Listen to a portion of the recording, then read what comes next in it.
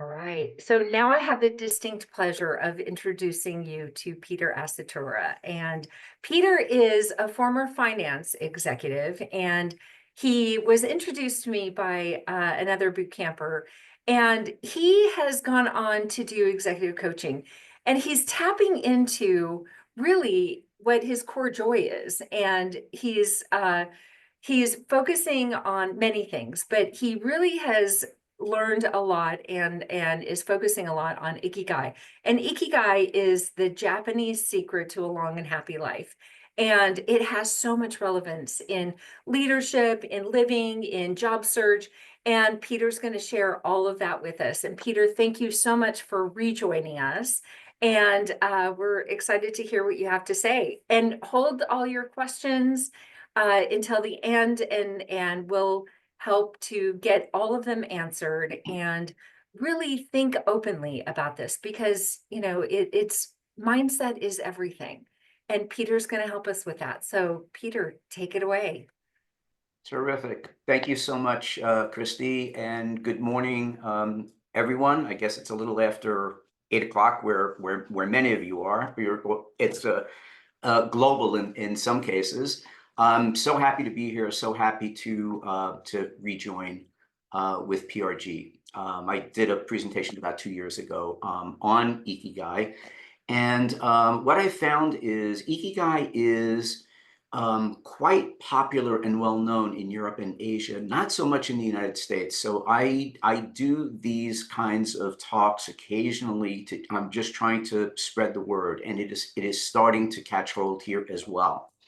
So my goal for today is threefold. One is to briefly go over the model. Some of you may have seen it when I did it a couple of years ago. So I'm going to spend some time. If you want to do a deeper dive on this, you'll have my contact information. Feel free to reach out. I want to spend time on some new material, which is how Ikigai and mindset can align you in terms of putting together a really successful job search. And then the third piece is Q&A. I want to leave a lot of time at the end for some Q&A. Okay, so with that, let me share my presentation and go into pre-zone mode. So as Christy mentioned, I'm an executive leadership development and Ikigai coach. I am certified in Ikigai. There is, believe it or not, an Ikigai coaching institute in Western Europe that took the Ikigai framework, which was created roughly 2014. The institute came into being not long thereafter.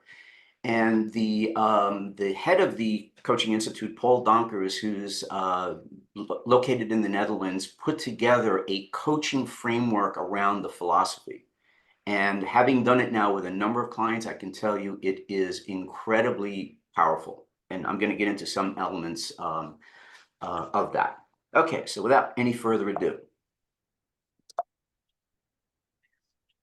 All right, so the philosophy itself is at least 1,000, more likely 1,500 years old.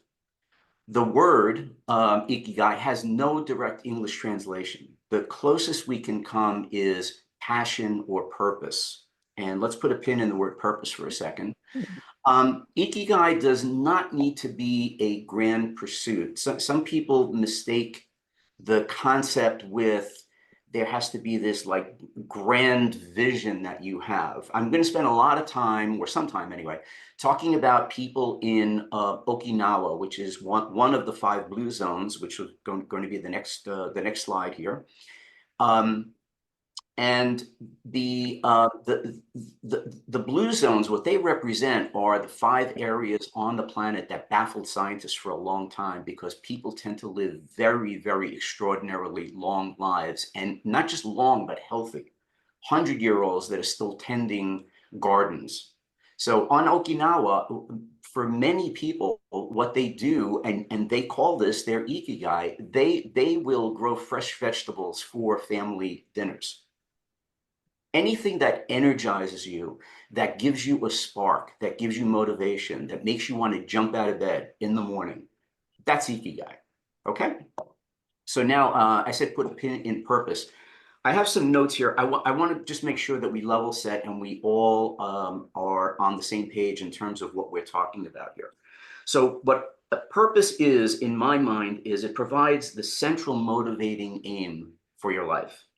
It provides direction, it provides motivation, it oftentimes provides clarity, and this is like sort of the mindset piece, which I'm going to get into in about 20 minutes. And it may provide resilience. We all know, I've been through it as well. Job search can be exhausting, it can be demotivating.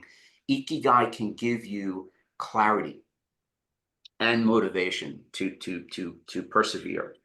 It reduces feelings of aimlessness and discontent, and it fuels your well-being. And in fact, there have been studies. Dan Buettner, who's a longevity expert, did a study recently and concluded that people with a sense of purpose, on average, will live 8 years longer than people without a sense of purpose. So it's an enormous concept. It has a lot to do with mindset and self-awareness, and those are two of the central hallmarks of my coaching. I spend tons of time on those two topics. Okay, so the blue zones. The blue zones are 5 areas in the world that baffled scientists for a long time because, as I said, people tend to lead very long, very healthy lives, and they couldn't understand what was going on until, as the legend in the lower right-hand corner suggests, they came up with these 4 markers that are consistent across these 5 areas. And we're going to go into them now in a brief way. And I'm going to spend most of my time. My name is Michael Joseph, and I have a background in engineering. I've led many, I love this, and I use my background in engineering to lead. I'm not sure what's happening there. Okay, can everyone hear me? Yes, sorry Okay. about that. All right, no, that's problem.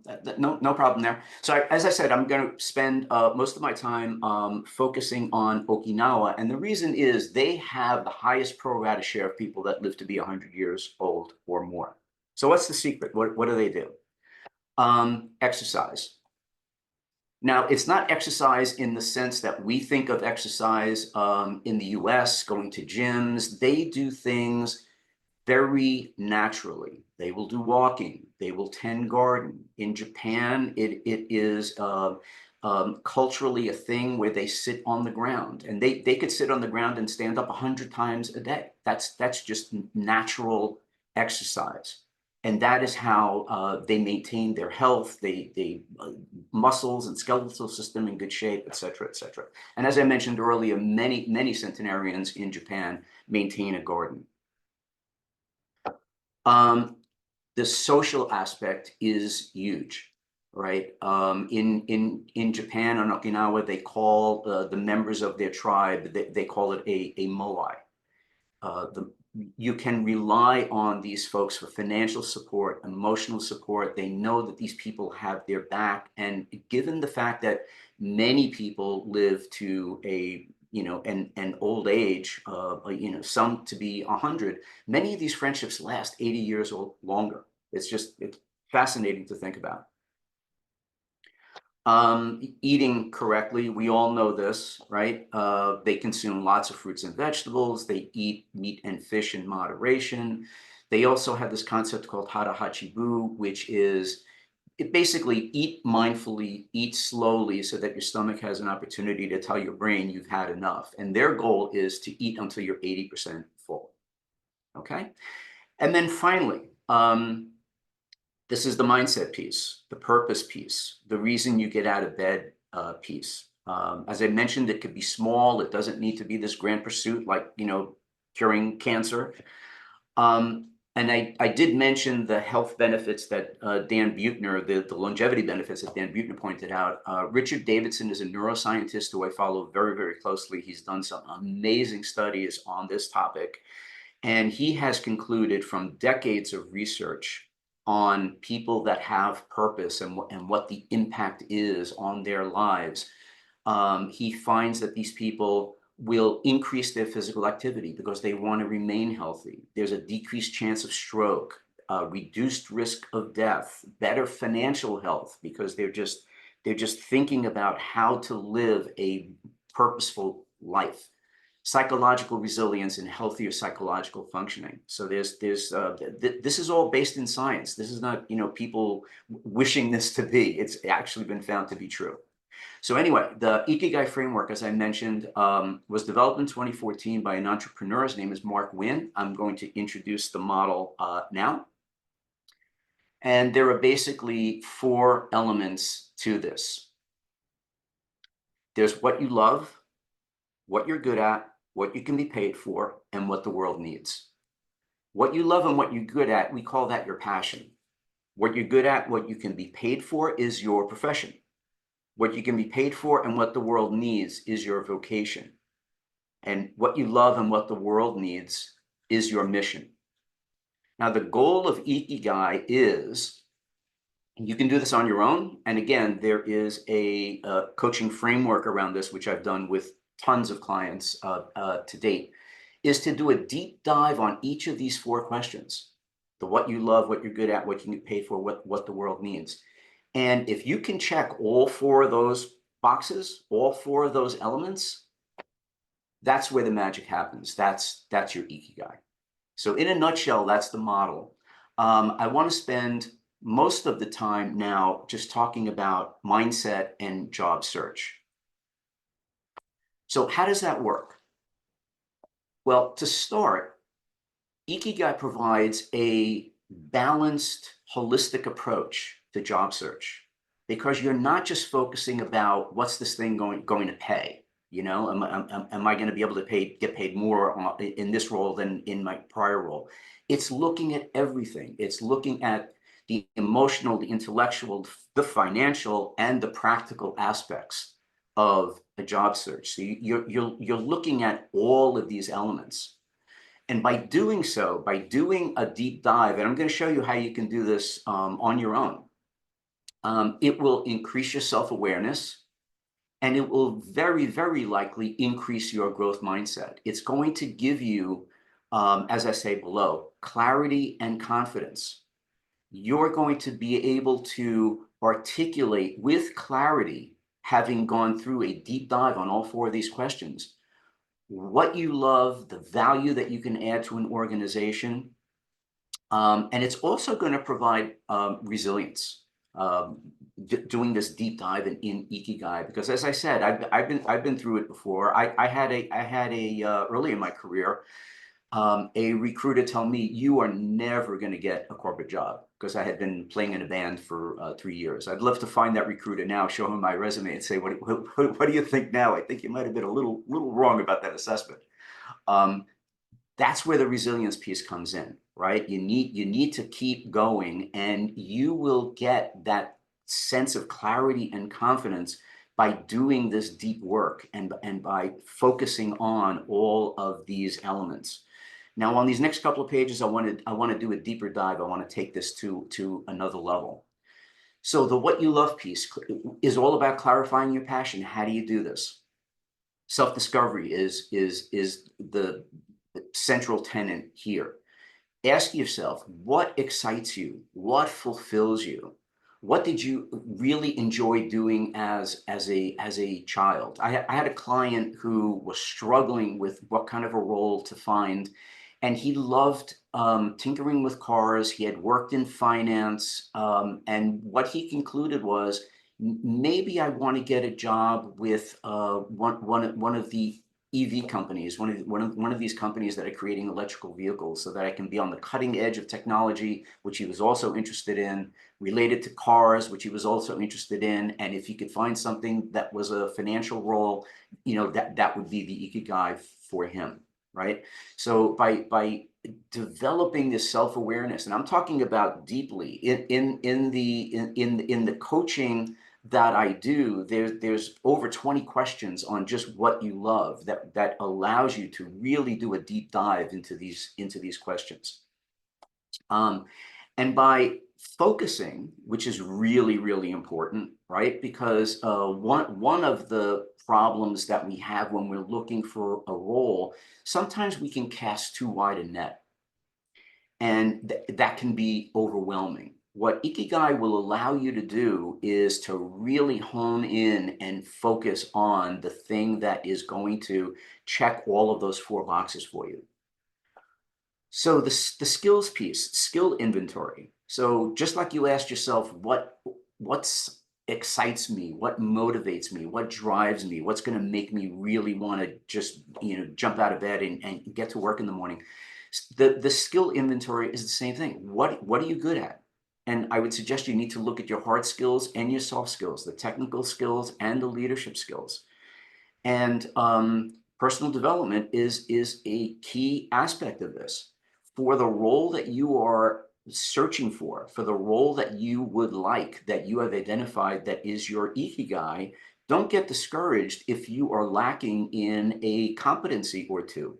Go out and get it. Invest in self-improvement. Take a course. Get a certification. Whatever it is that you need. Ikigai will help you identify this. What you can be paid for. The job that you get, there needs to be sustainability, right? So in addition to the what you love, what you're good at, there needs to be a focus on the dollars. Now, having done the deep dive, you are going to be able to communicate very clearly the value that you bring to an organization. When you're aligned with your Ikigai, you can better advocate for yourself. And then finally, what the world needs, which is said another way, is market demand, right? Part of your job search should be keeping up with emerging trends. What industries are in growth mode? What industries are declining? And that will help inform where you will target your efforts. The purpose-driven work makes people, it gives them this deeper sense of commitment and excitement to any role that they will be working in. And again, these are not just words. I've seen this impact in many of my clients who have gone through this program. So here's how you can do this on your own. Map out your Ikigai, draw the 4 circles, and write down specific answers to each of those questions. Do a deep dive on what are the things that you love. Think about your childhood, your teen years. What were the things that you just lost track of time, right? That's a really good indicator that that's something that you are passionate about. And do draw it out. There's a difference between things rattling around in your brain and something being down on a piece of paper where you can look at it and reflect on it. Writing it down makes it real. So I would encourage you to write it down. Targeted job search. Once you understand what your Ikigai is, you can now attack the job of searching for your next role with clarity, right? Because now you understand your target is now in alignment with your Ikigai. It's in alignment with your purpose. Personal branding, very, very important. So now that you have that clarity, your next job is to ensure consistency of message between your LinkedIn profile, your resume, your cover letter, and how you articulate the value that you can add to an organization when you're interviewing. Networking, crucially important, can be very, very frustrating. I went through it when I left my finance role. As Christy said, I was in finance planning and strategy at HBO for over 35 years. I decided to go into coaching. Why? Because I was always passionate about staff development. And to me, coaching is staff development on steroids. So it didn't take me long to arrive at what I wanted to do. And this is without a doubt, there's no doubt in my mind that this is my Ikigai. Reaching out to people can be frustrating. Not everyone is going to respond to you, but people will respond. And some people will recommend other people, and those people will recommend other people. I cannot tell you how many people are in my my go-to network today, that number one, I did not know 4 years ago, and number two, are people that were introduced to me 2, 3, and 4 times down the line in my networking journey. So this is something that I would strongly recommend needs to be part of your formula for success. Reach out to people, because people have done and what you're looking to do. People work in roles that you are aspiring to get into. Reach out to them. Some of them will reach back out to you. And then finally, be patient and be persistent. If you're looking for a role that aligns with your Ikigai, you're now targeting something very, very specific. It's going to take time. Trust the process. Just keep at it. So now finally, to just pull back a little and to look at Ikigai just very broadly, this is sort of the philosophy of Ikigai. So now this is just not mindset and job. This is life, right? Stay active. In Japan, they don't have a word for retirement, believe it or not. Slow down. Eating until you're 80% full is really, really good advice. Surround yourself with good friends. Stay in shape, but do it gently. You don't need to be huffing and puffing and, lifting all kinds of crazy weight. It's not necessary. Smile, acknowledge people, reconnect with nature. The most helpful thing that you can do is taking a walk in the woods. Being around greenery, and especially in the woods, the amount of oxygen that is in the woods is invigorating. I strongly suggest and ask you to try to do that, especially if you haven't done that in a while. It's amazing. Give thanks to everything that brightens your day, live in the moment, and follow your passion. And for those of you who are interested in learning a little bit more about Ikigai, I actually wrote an article that was published in Forbes.com. It's called Ikigai Coaching with Purpose. And with that, I want to thank you for being here today, and looking forward to any questions that you all may have. Thank you. Thank you, Peter. And so there's a couple things that you pointed out that I want to dive a little bit deeper in. So I wrote down the 4-step approach. You target your job search, focus on branding, focus on networking, and then make sure that you have patience and persistence, right? Mhm. So I want to really highlight that, because I think that that's a recipe that is so, so, so important. Because if you're targeting your job search to get a job versus targeting your job search for something that fulfills your passion, it's a very different energetic job search, right?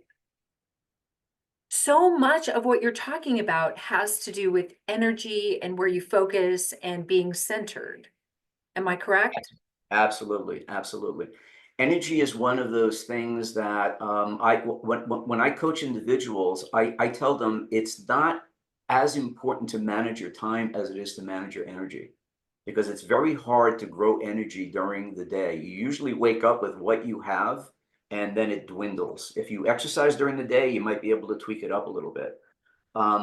Being very focused and intentional, I use that word a lot too. Being very intentional about what you're doing and how you're doing it is the way to think about this. So yes, and energy is a key element to this. Yeah, and then on so target your job search on things that would be fulfilling rather than just bring in a paycheck. Mhm. And no matter what people's financial situation is, what we find is that folks will still go to that fear-based mode. Yeah, And what you're talking about is just staying out of being fear-based and really absolutely. focusing on that. And then branding. So much of the time, and we talk about this in boot camp, people are focused on what they think their brand is rather than really searching and seeking what their brand is. So Correct. head versus heart. Correct. And you know what? I also want to mention your talk has really evolved from the last time. You are so much more deeply embedded into the Ikigai mindset. And I can even sense it in your aura. It's really interesting. And, Well, thank you for that. I think that comes from having done Ikigai coaching now. I mean, I spoke to your organization. It's a little over 2 years ago. yeah, so was it that A lot has user? transpired. Wow. A lot has transpired in those 2 years. And in terms of how you can apply Ikigai, if I can, I'll just without coaching is all about being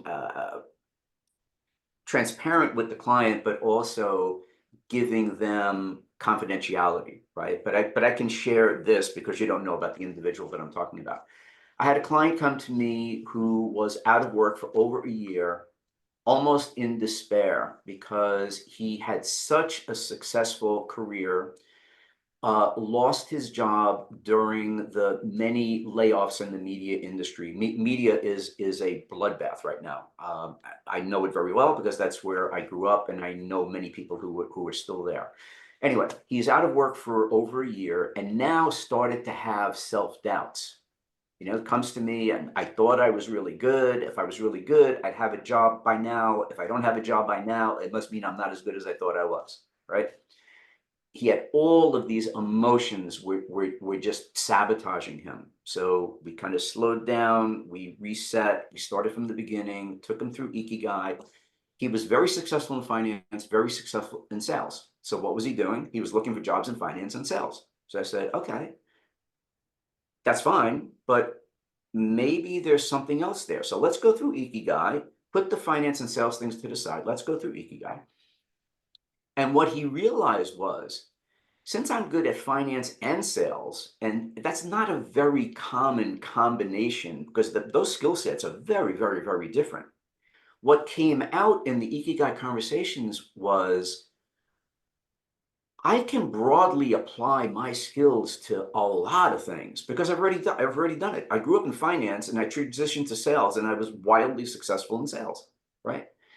So what many people sometimes do, and it's a problem, is, and I mentioned it in the presentation, casting your net too wide, looking too widely for what that next thing is going to be. His issue was he was looking too narrow. He was only looking at finance and sales. Fast forward to today, he is now the COO of a 2 restaurant company. He did so well because he increased the profitability of the restaurant literally in a matter of a couple of months. How? By applying his financial expertise to how meals are priced and where they're sourcing all of their food. Now, this guy had nothing to do with restaurants other than going there and eating as a patron. He knew nothing about the business. He is now a part owner of the business, wildly successful, and has turned a good business into a phenomenal business. And Example of what so what I heard from that is he was thinking finance and sales, but going through this process, something else materialized. exactly. It just And opened up. It opened yeah, up the aperture for him. it's open mind, open heart. It's very similar to what the Dalai Lama talks about, and it's being open-minded and having a very open heart because you don't know what might come into your universe as a result. Exactly. And Exactly. that's really interesting. And I also want to point out a couple things that you said in your presentation about networking. It's about engaging with others about what their focus is, Yeah, not about what they can help you with. It's about what their focus is and looking for inspiration in what they're doing. exactly. That Exactly. that that can't be overstated in my mind It's because you. It's you. Important. yeah, so much of the time we're looking at, okay, here's somebody that I want to talk to. I wonder how they can help me. Mhm. But if we focus on rather than I wonder how they can help me, what do they see as inspiration? What do they love about what they do? And getting inspiration from that was just such a gem, Peter. Yeah. When I was doing networking, and I was networking like a nut in the beginning because I knew that I didn't know what I didn't know.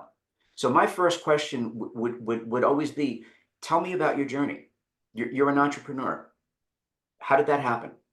You've been an executive coach for 10 years. I checked you out on LinkedIn. How did you make the transition from what you were doing to executive coaching? You Right? got really Not curious. not not how can you help me? Tell me about your story. And that's all I need to hear. And when I heard Yeah. those stories, I can now triangulate between what they did, what I'm trying to do, and what I'm struggling with. So one of the questions in the chat from Dev, and Dev, please put your last name so everyone knows. And he talks about he's been doing marketing, he wants to do sales, and employers are only going to hire you for marketing, not sales, and because they don't have a Rolodex. So it seems to be a very similar challenge as the one you described. So this individual was focused on finance and sales, and then something else materialized. So can you talk a little bit about, marketing and sales? I mean, it's really go through the process to really open your heart and open your mind. Yeah, yeah. You might need to develop some skills. Again, you might need to get some certifications. You might need to reach out to some people. In the spirit of the networking piece, reach out to salespeople. They may have some advice for you. They may know of a sales job that's open and may be willing to advocate for you. That's another thing that is really big in my coaching, agency and advocacy, right?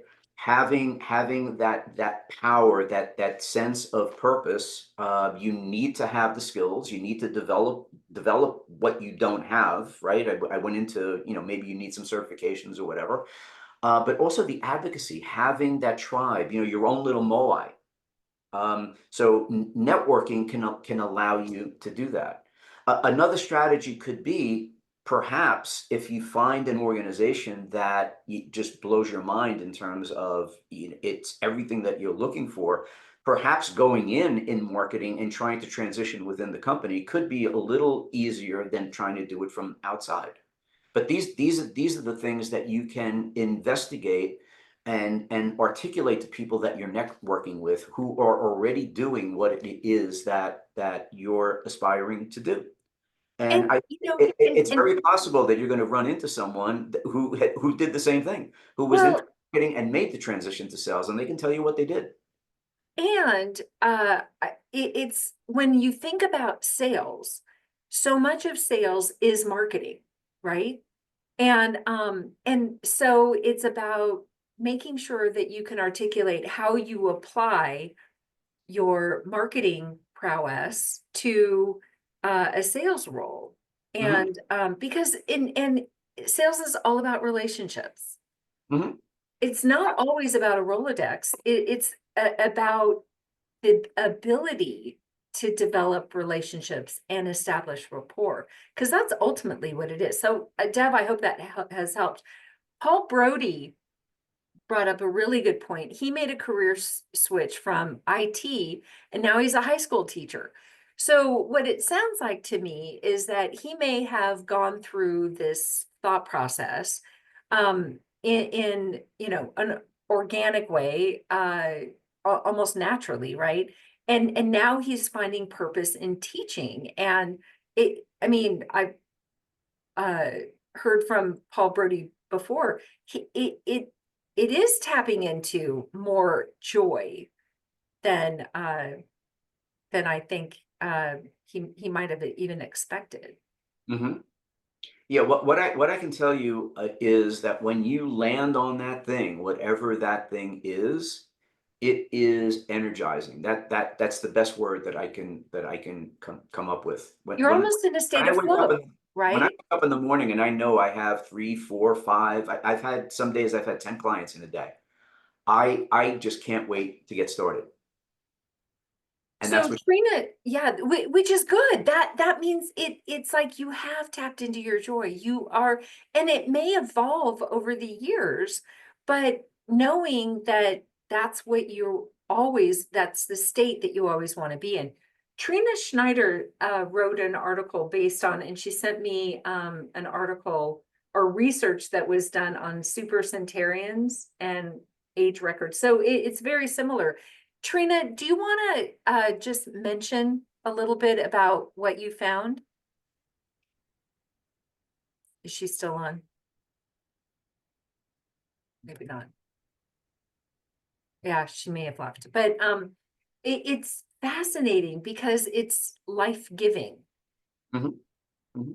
What other questions do people have? Anybody? Paul? Well, it's not really a question, but maybe just to follow up on what you just said. I think I wish I had had this framework when I was going through that, thinking about doing that change. I think I got to the same place, but it would have been a lot more organized and systematic if I had gone through that. But just the idea that you just mentioned, that it's an ongoing thing, right? That this is something you should probably revisit from time to time. Because it changes, right? As you go through different phases of your life, what might have been your passion at one point might not be later on. And just the idea that you can kind of revisit it, reevaluate it, and maybe that helps you think about change as you go forward. Yeah, yeah. What I can piggyback on that, Paul, and thank you for sharing that, is if you think about students, right, and how many students go into roles because for whatever reason, mommy and daddy said, I'm going to do really well if I become an accountant, so you become an accountant. And I used to do mentorship at HBO, and 6 of the people that I mentored, I developed this relationship, this reputation rather at HBO, that the running joke inside the organization was, don't send the mentees to Peter because there's a 50% chance they're going to leave the company. 3 of the 6 ended up leaving the company because I would say, so how did you get into accounting? My dad said it would be a good thing. Are you good at it? Yeah. Do you like it? No, I hate it. So I remember this one individual, I said, so and this is before I even knew the Ikigai, I just asked the question, what's your passion? If you had a do-over, what would you do? What would you do? What would you do differently? And he said, I always wanted to consider criminal justice. I said, wow, criminal justice from accounting. That's okay. So I said, well, just so you know, HBO is in Manhattan. I said, well, in Lower Manhattan, there's a school, the John Jay School of Criminal Justice. It's a really, really good school. Maybe you should look into it. And a year later, he had applied, got in, resigned from HBO. Right. It is an ongoing thing. But my point is, students, so many of them just end up landing into something without intention and without purpose. So what we've done with the Ikigai Coaching Institute, and we started in Western Europe because that's where the institute is, there are a couple of universities now where every year the students will go through the Ikigai program. So if you're a freshman now, you're going to do the Ikigai program for 4 years, just reinvestigating what is my passion, what is going to just energize me, rather than just doing it as okay, I'm getting really good grades in accounting, so maybe I should be an accountant. All right, to be a little more intentional and mindful about what they're doing. So I think that is a big untapped area that we're going to be focusing on as well. I just wanted to throw that out there. Peter, I have something. Can I speak for a second? Sure. Sure. Who is It's that? Rochelle. Oh, Rochelle, yes. Yeah, I just sent you a note. So what Peter is saying is 100% accurate, because I'm the resume and LinkedIn woman, and I'll be speaking in a couple of weeks. But it's the mindset and it's the presentation.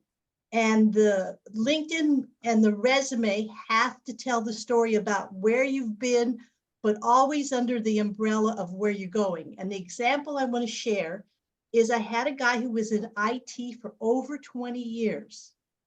And he came to me with a resume, and it really looked good. He paid somebody a lot of money for his resume. The resume looked great, but 100% of the resume said, I'm an IT guy. And he desperately, like Peter's talking, he desperately wanted to be a customer success manager.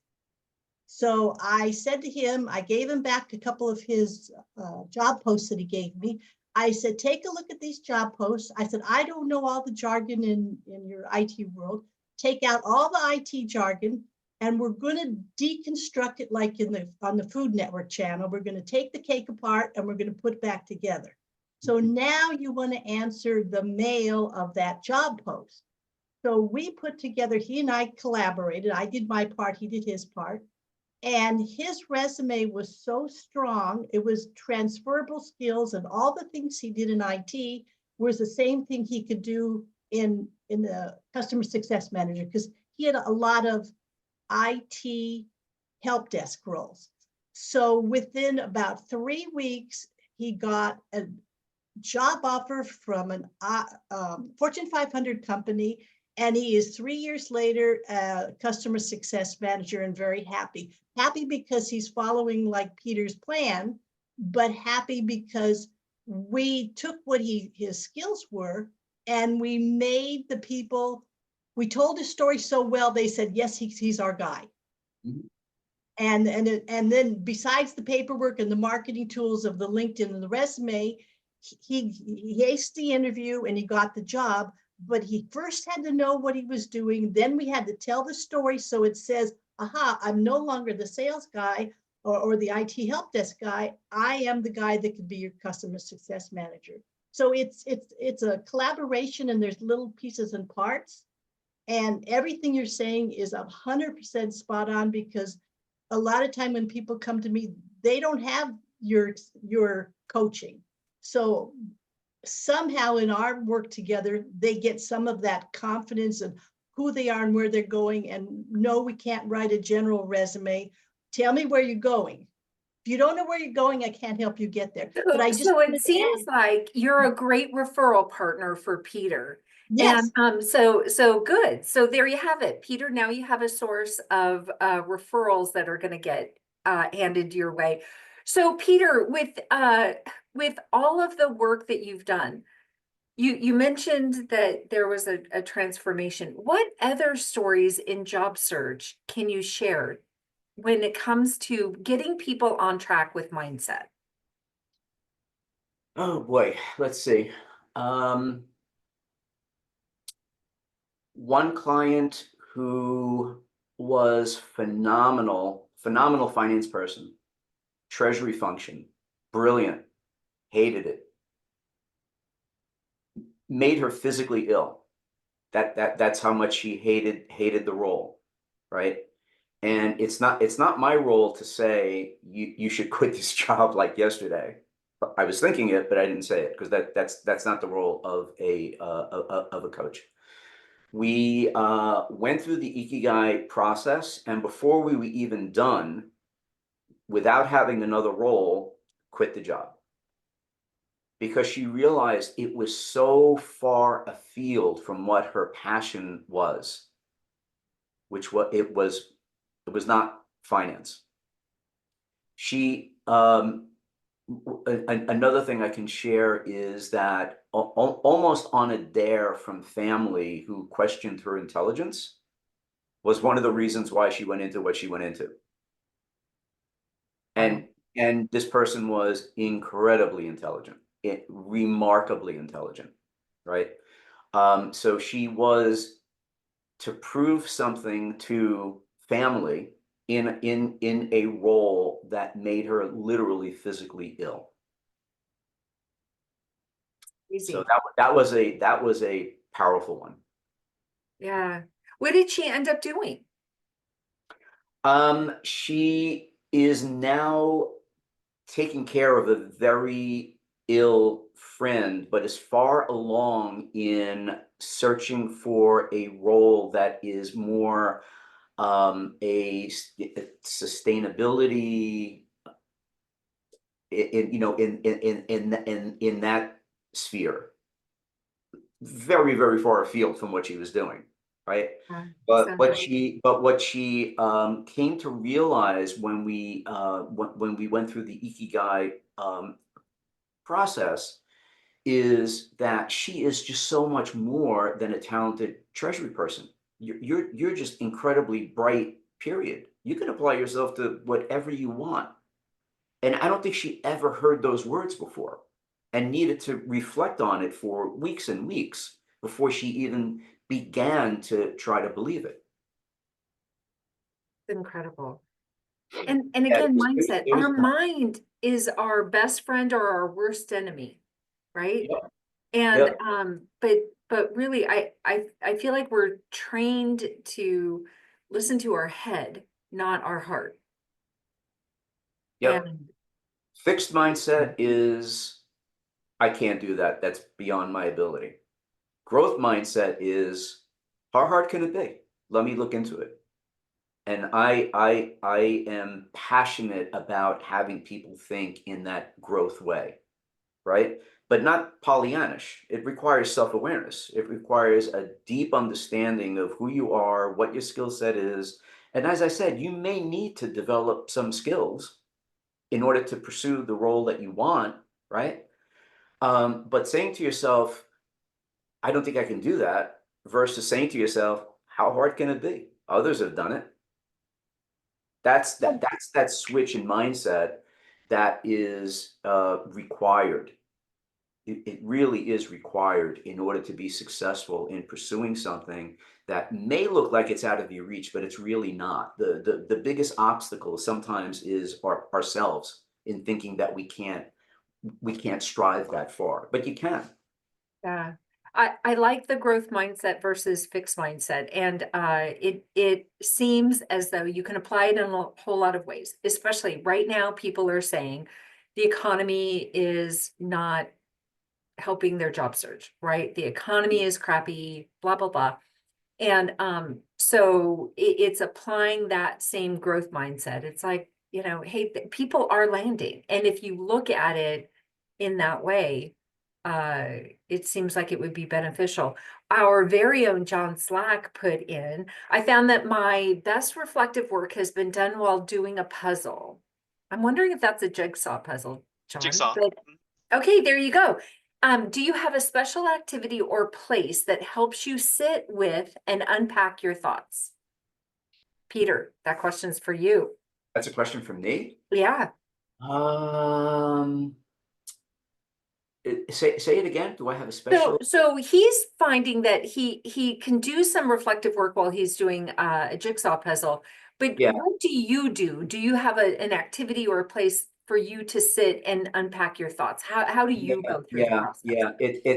It's rarely sitting. It's oftentimes walking or exercising, running, and especially if you're like out in nature. I just find that to be where the creative juices will work for me. But because it works for me doesn't necessarily mean it's going to work for you. But that's what So it's about frees finding my your mind. own way, right? That's what frees my That's mind. great. That's great. So one more thing, and then I know we need to wrap up, but you mentioned about never retiring. And that's a concept that in the United States we don't really have. It's all about look, work, and then retire. But so much of the time I think about retiring doesn't even make sense to me. It doesn't make sense for me to even think about retiring because I have no desire to whatsoever. I know. I speak to some friends who tell me every day is Saturday. And I was like, okay, well, if that works for you, that's fine. To me, Yeah, that doesn't float my boat. But that would be boring. I want a Monday, I want a Tuesday, I want a Wednesday, yeah, Thursday, and a Friday. and I think about like what Paul Brody did and what Sigmund does. And Sigmund, you're not really retired, are you? Well, it depends on what you mean by retired. Well, exactly. I don't get paid for anything.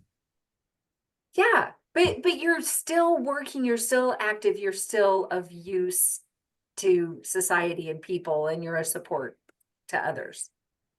Yeah, I agree. But my definition of retirement is whether or not I get paid. So Oh, that's there why you go. no, I'm just as busy, but when you're not getting paid, when you get to a point financially where you can do that, then cool. Yeah. But that doesn't mean I'm sitting in front of a TV, Actually, I think I watch TV less now. Well, good. It's also interesting to think about those cultures where the word retirement doesn't exist are also the cultures typically that revere elderly people, like in Japan, Right. for example. That's fascinating. Well, Peter, thank you so much. I really hope that you all got a great deal out of this and opened your mind to another way of thinking. And I think it's wonderful. So let's continue the conversations. And Peter, so we'll send out your presentation and your contact information to everyone. And please reach out to Peter. He's just a fabulous and very interesting man. And in the past 2 years, I think he's gotten just so much stronger and so much more experience with Ikigai. So thank you. Thank you all. Enjoy the week. And Thank we you. will see you next week. And for next week, we're actually going to add on another half an hour because that's how fabulous this speaker is going to be. So it's fascinating. I could not even get off the phone with him this week when I was on with him. It's there's so much relevance to job search and where we are today. So between the mindset and the methodology or the tactical plans that you can put in place for job search, this speaker is where it's at. So I thank you so much, Peter, for your time. Thank you. Thank Bye, you, Peter. everyone. Thank you. Happy Friday. Stay safe. Have a good weekend. Everyone.